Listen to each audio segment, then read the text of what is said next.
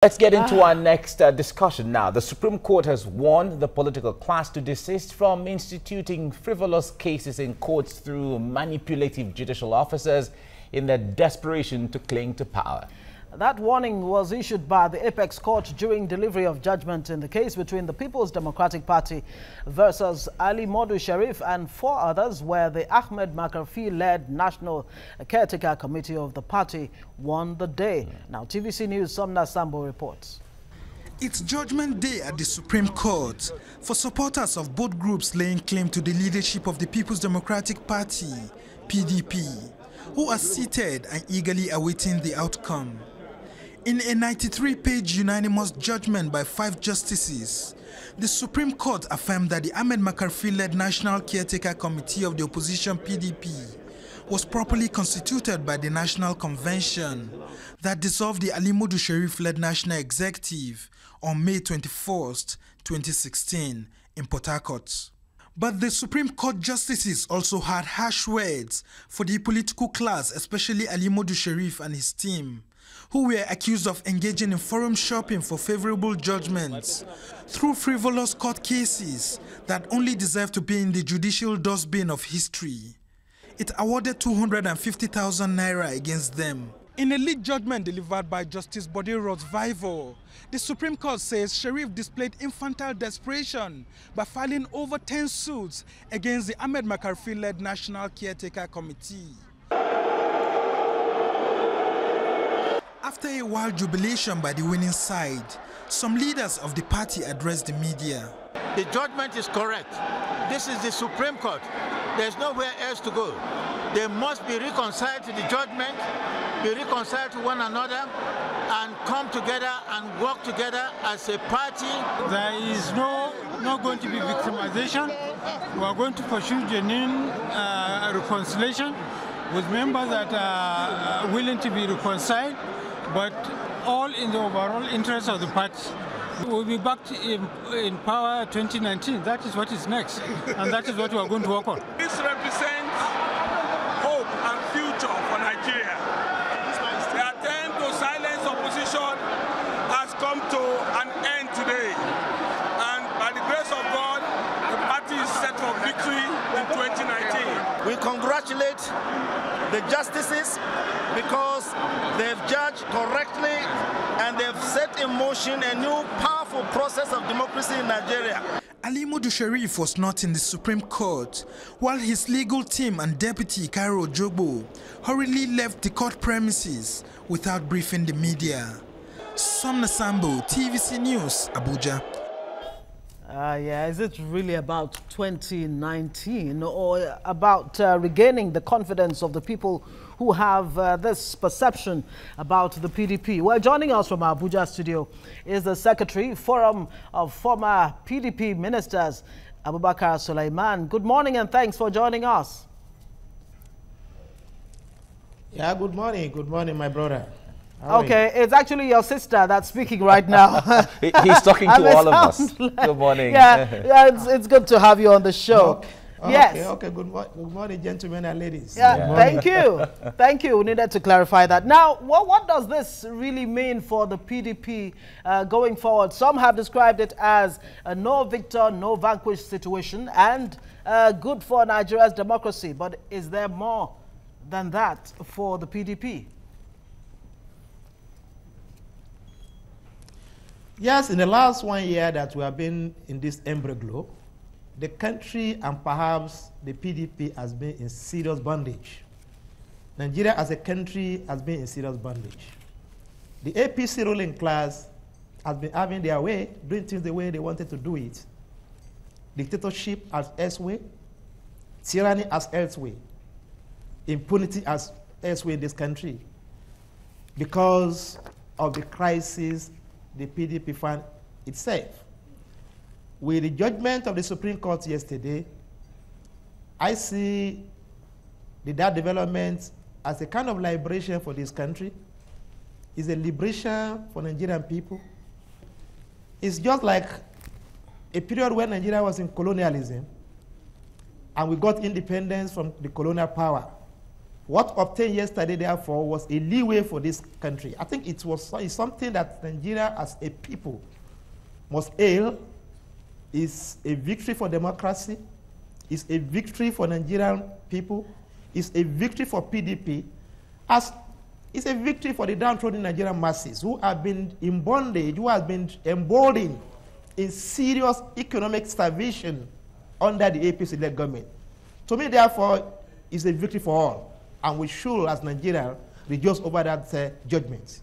All right, Abubakar, some experts have said that I like to take from the word you used, the word impunity. Some experts have said that the crisis in PDP was only a replica of the inherent division and lack of statesmanship and camaraderie that was inherent in the party in the first place. What do you have to say about that? Yes, to that extent, I think the crisis in PDP that brought about Alimodu Sheriff was a testimony of the nature of Nigerian politics. It's a testimony of the kind of impunity within the political class. It's a testimony of the kind of, lack of transparency characterized of Nigerian politics. People that brought Alimodu Sheriff, they did it without taking into consideration the wishes of the majority. They did it without taking into consideration what the mindsets of the members of the party were as at that time. They did it without looking at the pedigree of Alimodu Sheriff himself. The few in the party decided to impose Alimodu Sheriff on the majority. That is the kind of impunity that led to the failure of the party in 2015. That was the kind of impunity that has been, characterized of Nigerian politics since 1999. That is the kind of impunity that we are trying to say no to, and we must put an end to it. So I think it was not just peculiar to PDP. It's peculiar to Nigerian, it's something that is known with Nigerian political class over the while. We have learned our lesson now. Okay, have the lessons truly been learned? Let me bump in here. What's the guarantee that the PDP can actually forge ahead? You have Alimodu Sheriff, who was not even present at the Supreme Court to hear the final judgment, and it had to take a court, for it to be clear exactly who should be leading the PDP. What is the guarantee, really, that the PDP can move forward from here on? You see, in the last 1 year of the crisis, there are so many, intra-party dialogues, negotiation. We are doing some narratives of conversation among ourselves, and we have discovered the kind of, people we have now. The characters that really got us to this level, in terms of people that brought the party into the knee, it found itself. Some of them could not really withstand the rigors of the crisis. They have left.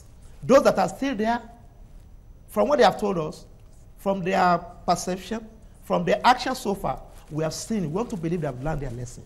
The areas where people would stand up and claim to have the power to decide for the party, that era is gone. Some of us have told even the governors, who before now believe they are in control of the party, that era is gone. You cannot just impose anybody on us. They have seen what has happened to them. They took the decision on their own without telling everybody. We told them they were not listening to us. I think we have learned our lesson. They have learned their lesson. This is a situation where the internal democracy of the party will not be allowed to take sway. That period is gone. We are ready to do things accordingly. We're ready to do things in line with the rule of law. We're ready to allow transparency, rule of law to also in the party. We are ready to allow the majority to decide who will govern the party, who will stand up as aspirant and candidate for the party.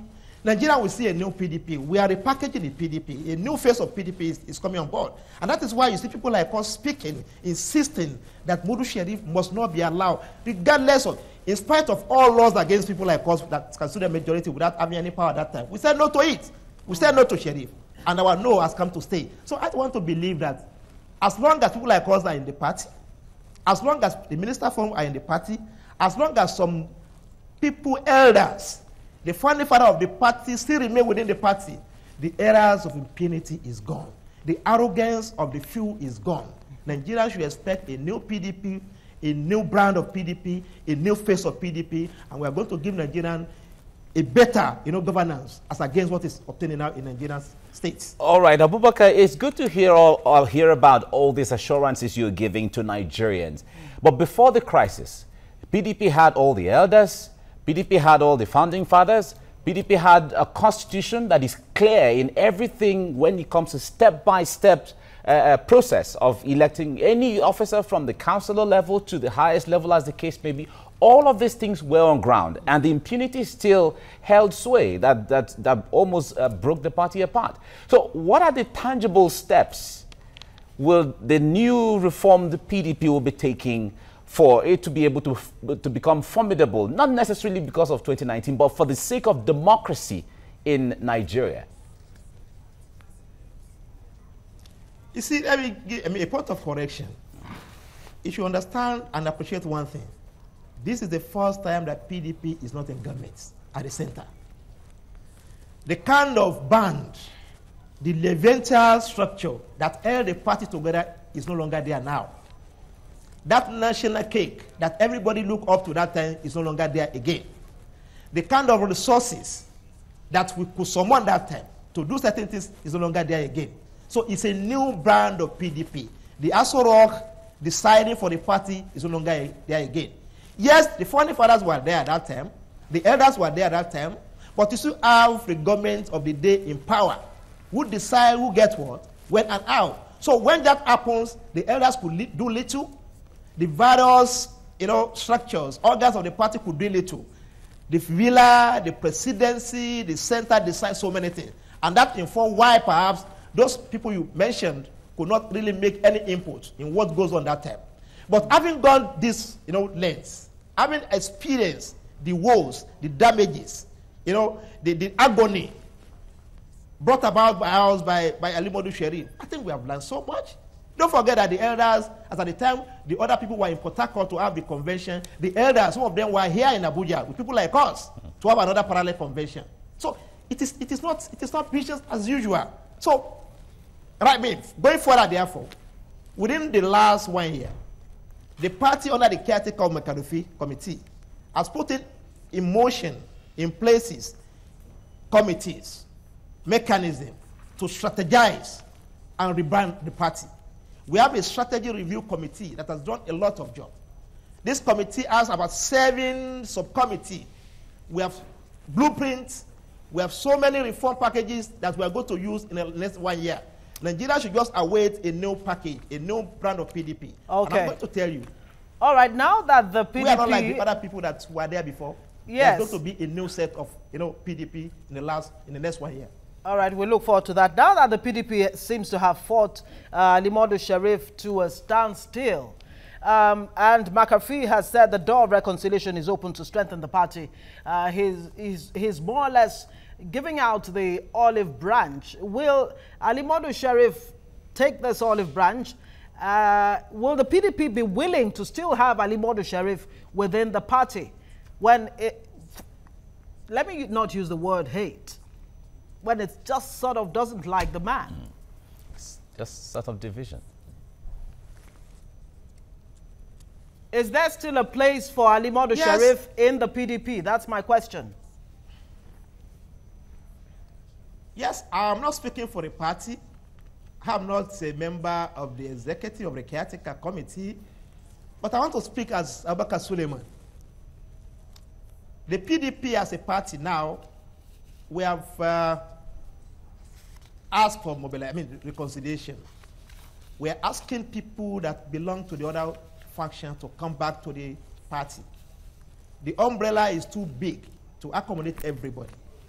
But sincerely, as Suleiman Abubakar, I don't think, and I stand to be corrected, I don't think perhaps that Ali Modu Sherif as a person, as an individual, and perhaps his deputy, so-called Deputy Cairo, should be allowed back to the PDP.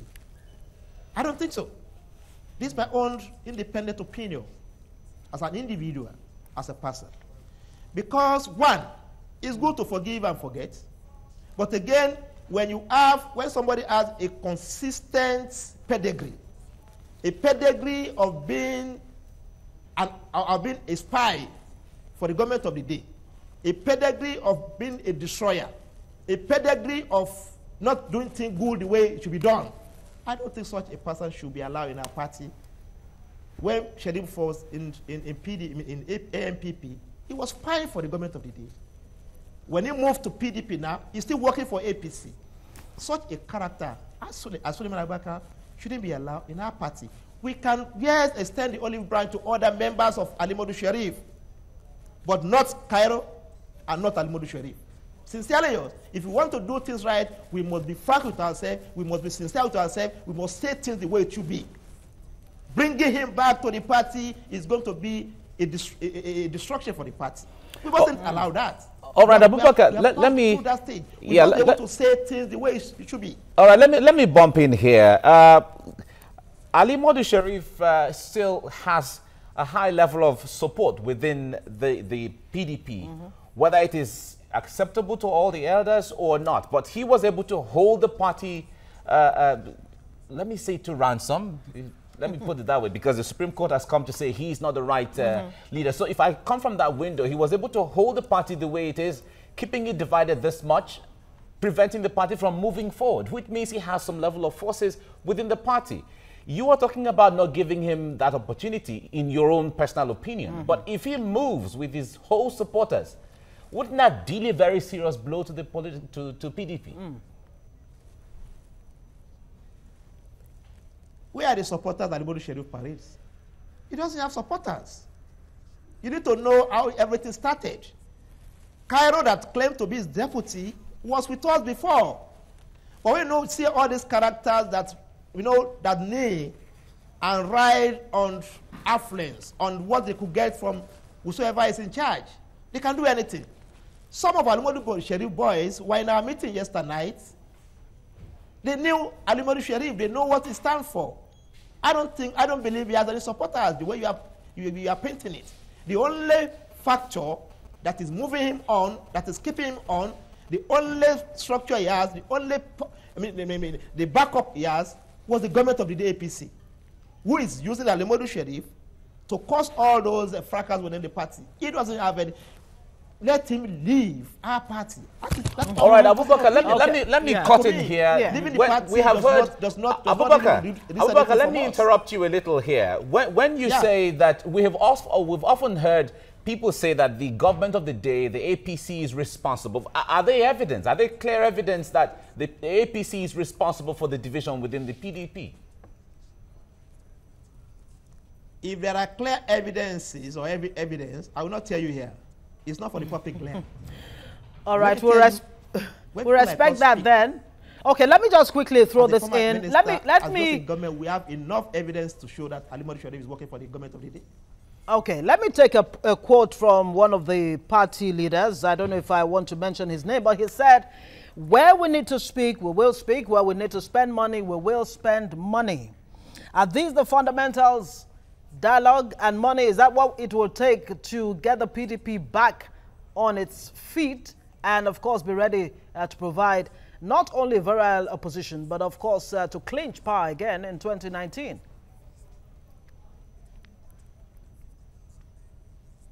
I can't get that question, please. My question was, taking this quote, where we need to speak, we will speak. Where we need to spend money, we will spend money. And I'm wondering, is that all it's going to take for the PDP to get itself back on track and get back the presidency in 2019? Did you hear my question? Yes. Yes, when we need to speak, we speak. Because opposition is about constructive engagements. And you need to speak. You need to enlighten Nigerian people. You need to enlighten the masses. You need to tell people where you could do it better than the government of the day. And where we need to spend money, because politics itself is money. It's capital intensive. We need to spend the money. But beyond that, where we need to do certain reforms, to mobilize certain things, for Nigeria to see what we could offer as a party, we need to do that. So beyond that statement by the elders, I think that PDP will do more than that. But before any other thing, you must engage. You must speak out. You must let Nigeria know where you belong. You must let Nigeria know your own, choice. You must let Nigeria know the alternative you have on ground. You must let Nigeria know your manifesto, what you have for them, to experiment in 2019. Okay. All right, Abubakar Suleiman, Secretary Forum of Former PDP Ministers. Thank you very much for talking to us on TVC Breakfast. It's a pleasure having you. Thank you very much, and we wish you well going forward.